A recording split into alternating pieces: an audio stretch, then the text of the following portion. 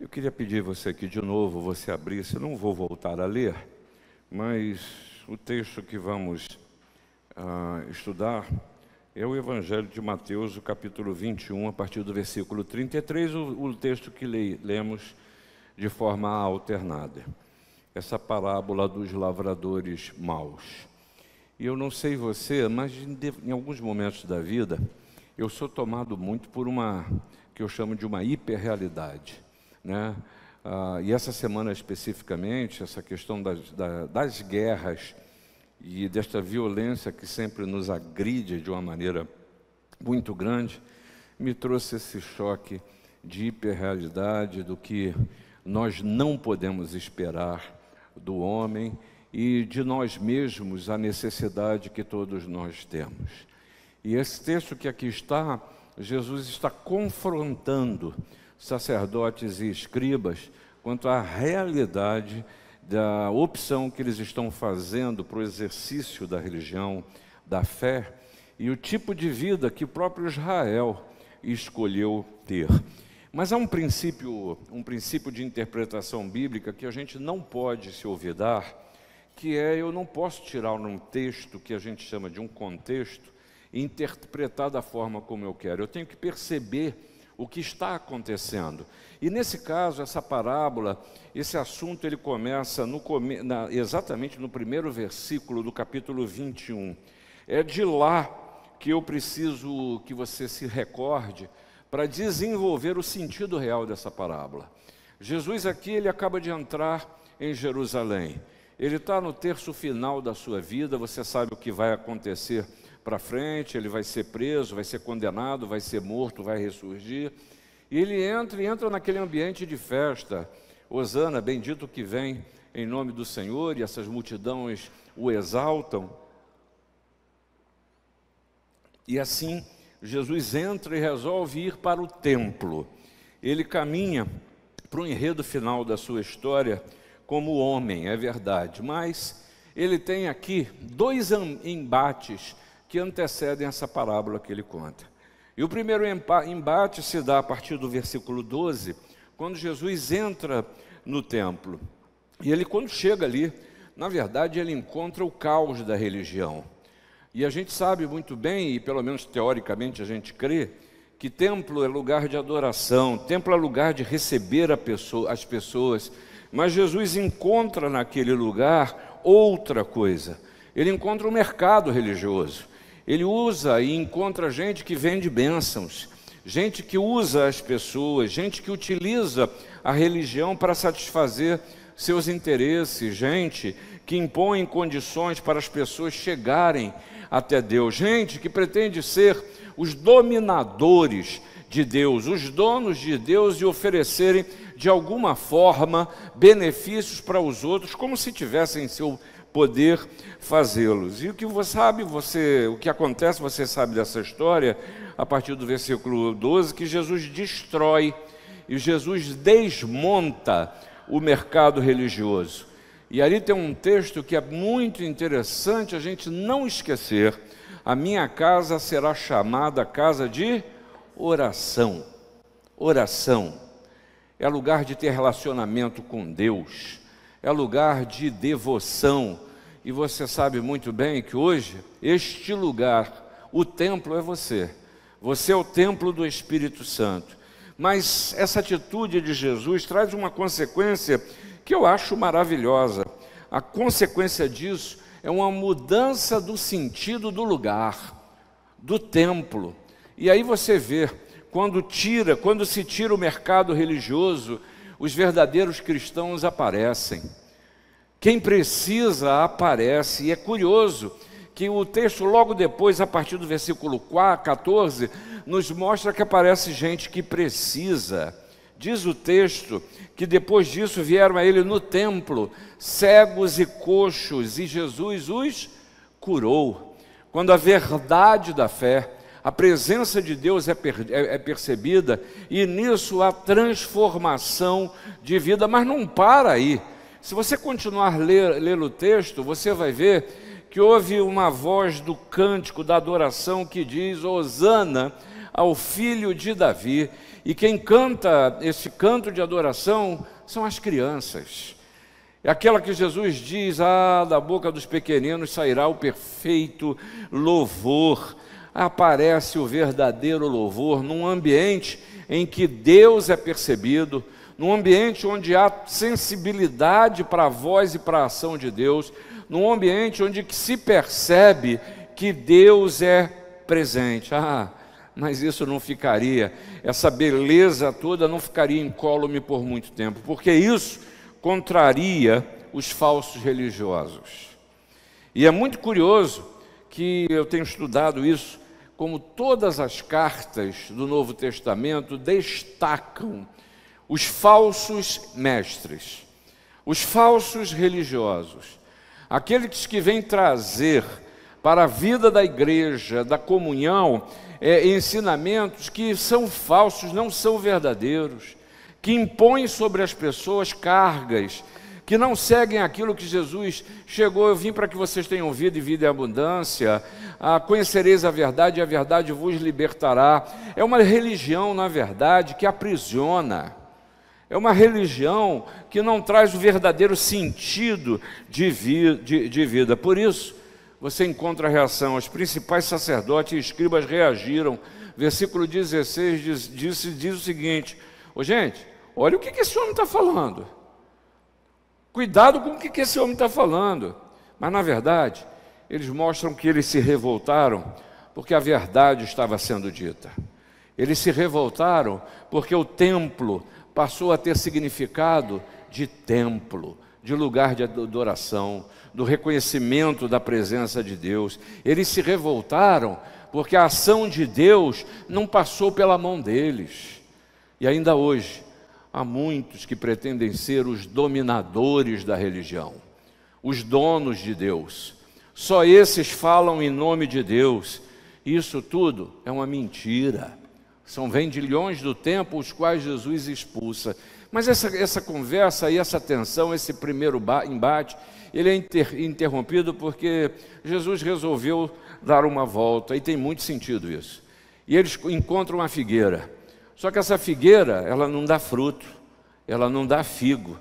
E Jesus chega e lida com aquela circunstância, nos mostrando o que acontece com uma vida que não cumpre seu propósito, que não tem razão de ser, que a existência não tem sequer significado. Isso é o prenúncio para um segundo embate que passa a acontecer. Versículo 23 do capítulo 21. Está Jesus de novo no templo. E a pergunta que vem dos sacerdotes, dos principais sacerdotes e escribas: vem cá, quem é você para falar do jeito que você está falando? Quem é você para fazer essas coisas, ó Jesus? É uma tentativa de desautorizar Jesus, como ainda hoje. Você, nas pressões do tempo, pode estar se sentindo questionado a dizer: quem é você para achar que você pode viver uma vida em que Jesus tenha significado? Quem é você para achar que você pode, através de um livro, encontrar e ouvir a voz de Deus? Quem é você para tratar as questões do seu dia a dia na certeza de que, como acabamos de cantar, Deus está cuidando de você? Quem é você? É a pergunta. Então Jesus percebe que as duas demandas, na verdade, é fruto de alguma coisa muito maior. E aqui eu volto a te dizer, e eu me sinto confrontado, espero que você também se sinta, por esse texto, porque é um choque de realidade. É um choque de realidade. Que sai, de repente eu cuido, Deus que cuida dos detalhes, isso me traz um acalento, mais suspiros, mas a minha vida continua sendo a mesma porcaria que foi sempre. E eu continuo levando a vida da maneira que levo, e Deus, na verdade, é um conceito, não é significado. Choque de realidade. E a primeira realidade aqui, Jesus fala para esses homens, para esses religiosos, e ele usa a figura de uma parábola. E a parábola é um método de ensino que, pela similaridade, pela história contada, se procura trazer conceitos. E para levar conceito a esses homens, Jesus conta 3 parábolas. A primeira delas é por demais conhecida, é muito famosa, que nós chamamos da parábola do filho pródigo. A segunda parábola é essa que estamos lendo, e a terceira das bodas, que trazem esse choque de realidade. É a primeira delas que a gente precisa saber, lembrar e reconhecer, é que Deus nos oferece na vida todas as condições.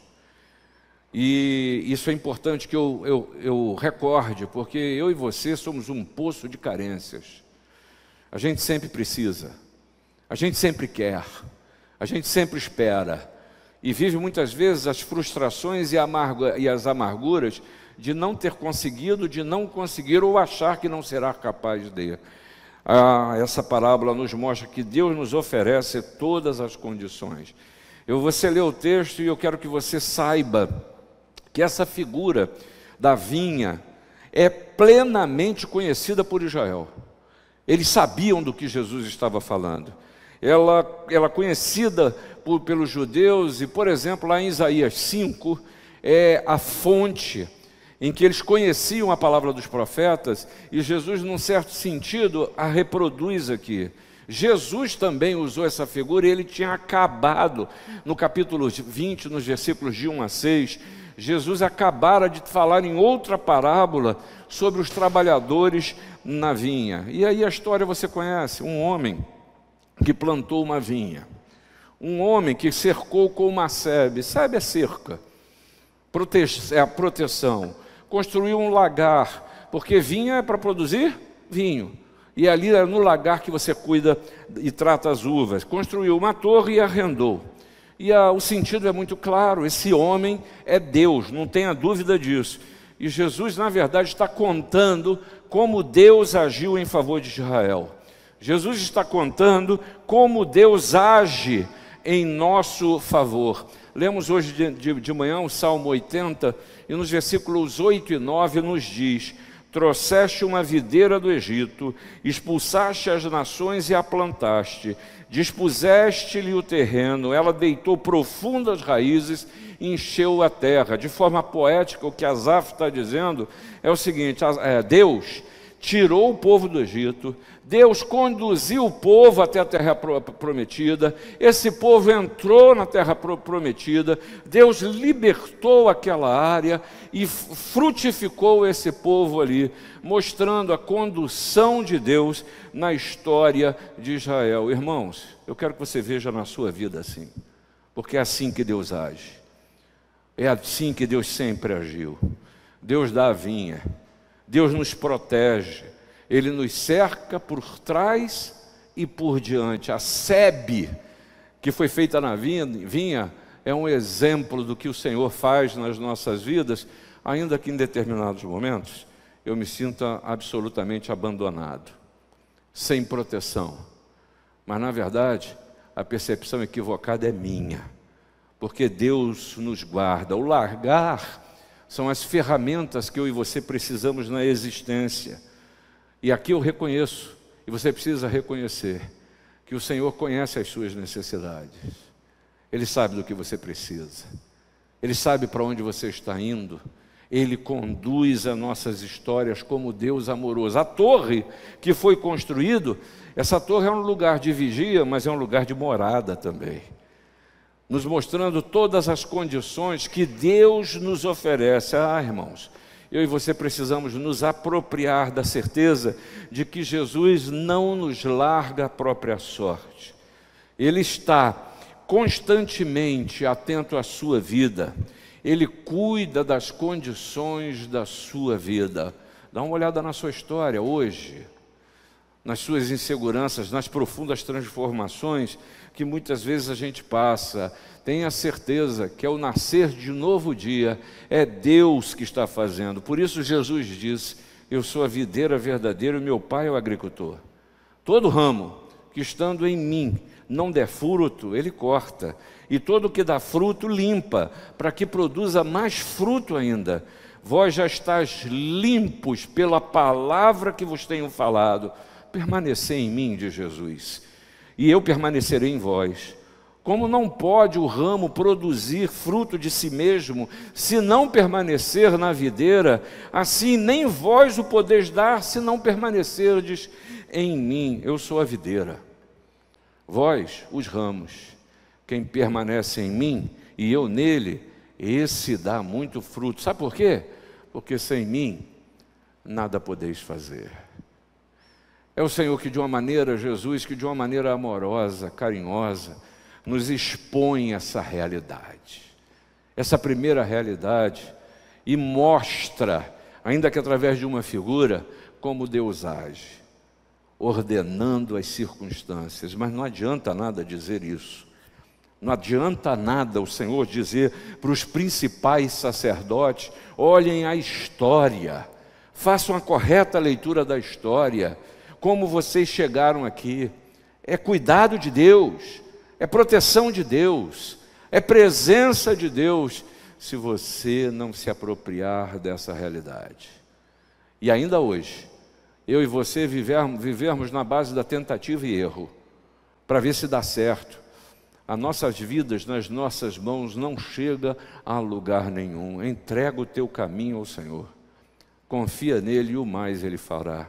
Mas, irmãos, há uma segunda realidade que Jesus está apresentando a esses sacerdotes e escribas, e é muito dura. E diz o Senhor Jesus que os homens se entregam aos seus pecados e se apartam de Deus. Israel foi escolhido, foi conduzido, foi protegido, foi liberto, ganhou guerras, enriqueceu, se apropriou do melhor dessa terra e ainda assim se apartou de Deus. Para Israel não tem nada de novo. Tenha certeza que a relação entre lavadores e arrendadores sempre foi muito tensa. Nesse sentido, eles já sabiam dessa história, porque era assim que se fazia. Quem tinha uma terra a preparava como um todo e entregava para alguém, arrendava para alguém colher. E aí a relação tinha 2 ou 3 formas. Você poderia receber como o dono da terra, pode ser 1/3 da produção, pode ser um valor em dinheiro como resultado do que fez, poderia ser de uma outra forma, são várias as maneiras. Então o que Jesus fala aqui é algo que eles conheciam. Eles sabiam como a coisa se dava. Os sacerdotes escritos sabem do que Jesus estava falando. Mas Jesus fala da cruel realidade em que Israel se colocou. Esses servos que foram enviados são os profetas, e esses sacerdotes entenderam isso. Os profetas que Israel não ouviu. Arrependei-vos, diziam os profetas. Voltem atrás, acreditem no Senhor, não confiem nos homens. Vocês estão acreditando no poder da Síria, vocês não vão poder fugir nem de assírios nem de egípcios. Confie no Senhor, espere no Senhor, não acredite nas possibilidades humanas. E eles não só contrariaram a palavra dos profetas, mas também os mataram. E aí Jesus passa a falar do que farão com ele. Versículo 37, diz aí que o homem enviou seu próprio filho. Jesus já está falando do que acontecerá com ele. E aí eu e você não podemos nos esquecer que Israel foi o povo escolhido do Senhor e perdeu sua condição. Por isso que essa linguagem hoje, de que estamos todos pró-Israel, porque é o povo do Senhor, não se deixe enganar por esse dualismo, que acha que um está certo e outro está errado. Num ambiente de violência não tem ninguém certo. Onde a paz vai embora, aqueles que brigam, que lutam contra a paz, seguramente eles estão contra o príncipe da paz. Não se deixe envolver nessas questões. Ainda que a covardia, a violência e a morte esteja agraçando e provocada por quem quer que seja, violência nunca é, nem nunca foi instrumento para a vida. Isso o Senhor nos mostra. Por isso, nós estamos falando do príncipe da paz. Israel foi o povo escolhido do Senhor. Mas hoje, Jesus veio para salvar e guardar o seu povo escolhido, A igreja. A igreja. Onde quer que ela esteja. Formada por quem quer que seja. Homens e mulheres que reconhecem a Jesus como o príncipe da paz, como Senhor, como Salvador. Esse é o povo escolhido do Senhor. E Jesus está dizendo nessa hora para sacerdote, para escribas e para mim e para você também: libertem-se dos antigos paradigmas. Esse modelo de religião está derrotado. Esse modelo é falso, não leva a lugar nenhum. Ritualismo é estéril. Posições e privilégios dos homens não valem nada diante de Deus. Não se escondam atrás do fato de serem o povo escolhido. Não se escondam. Talvez para a vaidade de alguns isso sirva para alguma coisa, mas não quer dizer absolutamente nada se Jesus não for Senhor. Se Jesus realmente não fizer diferença na minha vida, não porque Ele não possa fazer, mas porque eu não estou dando espaço para que Deus possa transformar a mim mesmo. E aí, eu não posso me esquecer que Jesus veio para nos levantar, para levantar o caído. E a observação de Jesus sobre o ser humano, e não tem religião nessa história.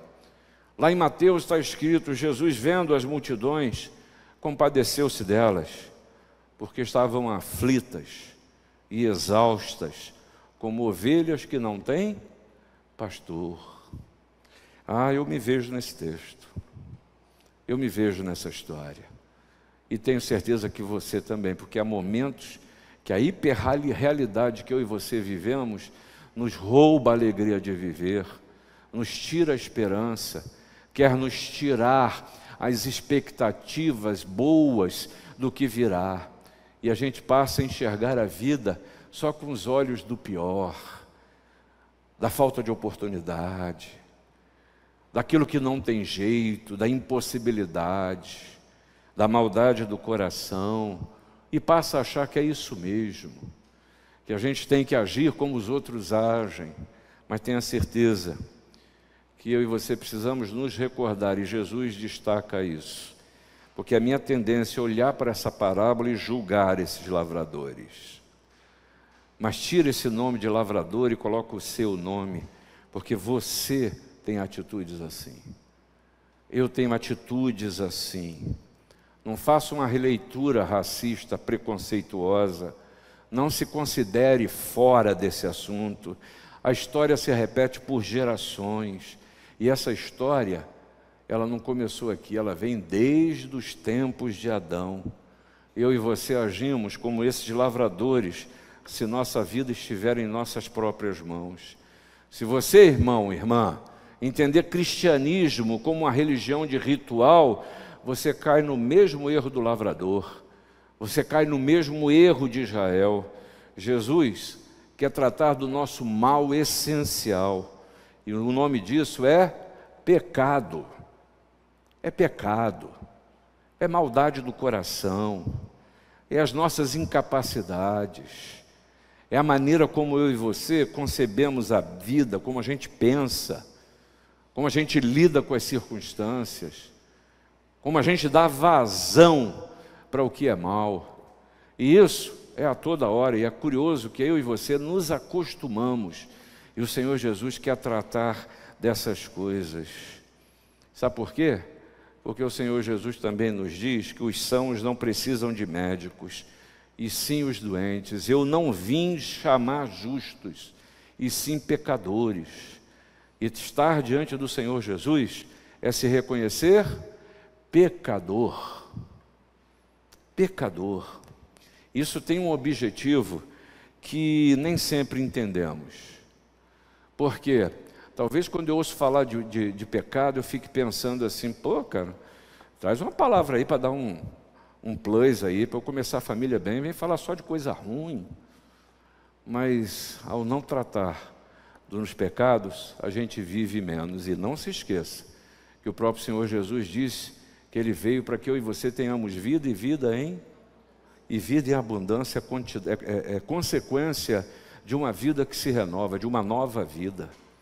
de uma vida em que eu não quero me conformar com todo o mal que eu já fiz, que eu não quero me conformar com o meu imobilismo, com a minha incapacidade, mas eu continuar olhando para amanhã com um olhar de esperança. Sem sombra de dúvida, o Senhor reservou coisas novas para mim. Isso não é autoajuda, isso nem é um olhar que foge da realidade, não, isso é expectativa em Deus. Mas essa parábola também nos traz uma terceira realidade. E apesar de ser repetitivo, é importante que você saiba, ou se lembre, que toda a realidade vai ser tratada. Todas as coisas vão ser tratadas por Deus. E a figura que Jesus se aplica aqui é de uma pedra. E ele fala de algo que também já é conhecido por Israel. No Salmo se cita isso. Em outros momentos se fala. E o homem se enganou em achar que Jesus estava falando de Pedro, quando o próprio Pedro chega e diz: a pedra angular é Jesus, não sou eu não. Sou eu não, é Jesus. E a figura que me veio à mente, quando fala dessa pedra, a partir do versículo 42, a pedra angular, em que ela servirá de tropeço para alguns, mas alguns serão esmagados por essa pedra, pelo Senhor Jesus, é porque é verdade, há pessoas que vão tomar pedrada. Há gente que vai tomar pedrada. Israel, infelizmente, perdeu sua condição, porque não há privilegiados diante de Deus. O que há é obediência e submissão. Obediência e submissão. Portanto, vos digo, foi o que o Senhor Jesus nos disse, que o reino de Deus vos será tirado e será entregue a um povo que lhe reproduza os respectivos frutos. Para a gente que reconhece o valor da vida, da morte, da ressurreição do Senhor Jesus e diz: minha vida vai ser assim. Minha vida vai ser assim. Por quê? Tenha certeza, e essa parábola termina assim, que o Filho enviado, ele vai julgar todas as coisas. E aqui é curioso pensar nessa figura da pedra, porque trata de uma imagem que os edificadores desprezaram e que se converteu na pedra mais importante de todo o edifício. E essa imagem, como eu já falei, no Salmo de número 118, ela é tocada, quando diz que a pedra que os construtores rejeitaram, essa veio a ser a pedra principal. E em sua origem, tenha certeza, o salmista usou essa imagem para representar o povo de Israel. Mas saiba que o homem da cruz se converteu em juiz e rei do mundo inteiro. Mas aqui também tem uma imagem mais difícil. A imagem de uma pedra que esmiuça o homem, que se cair sobre ele, o quebranta, o quebra. E essa imagem é uma imagem muito rica e que eu e você precisamos pensar.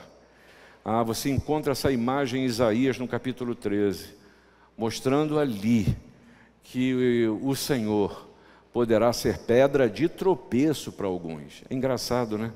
A figura da pedra de tropeço que a gente tem é para a gente não ser isso na vida dos outros. Mas tenha certeza que gente na sua soberba, que só olha para o alto e para si mesmo e não olha por onde está andando, vai cair. A segunda figura, passagem, Isaías 28, uma vez mais, nos mostra que o Senhor assentou em Sião uma pedra já provada, uma pedra preciosa, uma pedra que é angular. E nesse sentido, está mostrando que Jesus, ele é centro, ele não é a periferia da vida, ele é a razão de ser.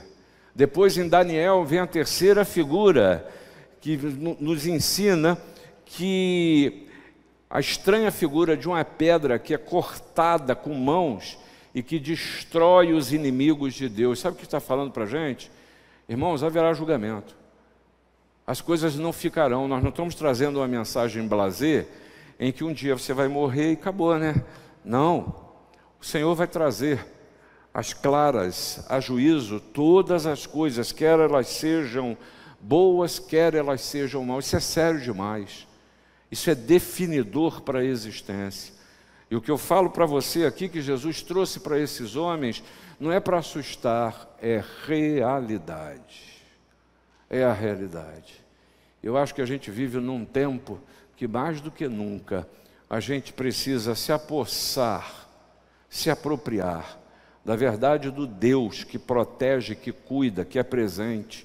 A gente precisa se apropriar da realidade que maldito o homem que confia no homem, que o nosso coração é mau, que a gente precisa da graça e da misericórdia de Deus, mas a terceira realidade que expõe para você é que há consequências para todas as coisas.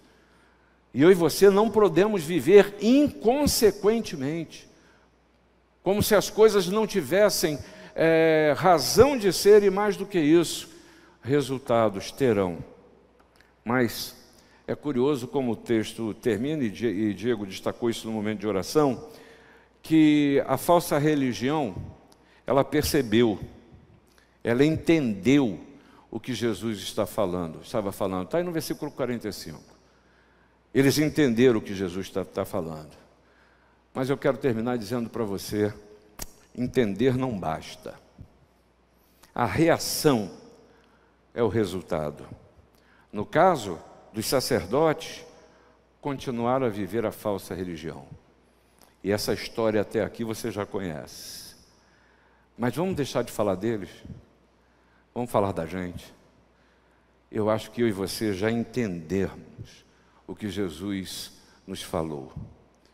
Eu acho que a gente precisa refletir sobre como temos reagido com aquele que nós dizemos ser o nosso Senhor e o nosso Salvador, para que o Senhor nos livre de viver uma religião que é falsa,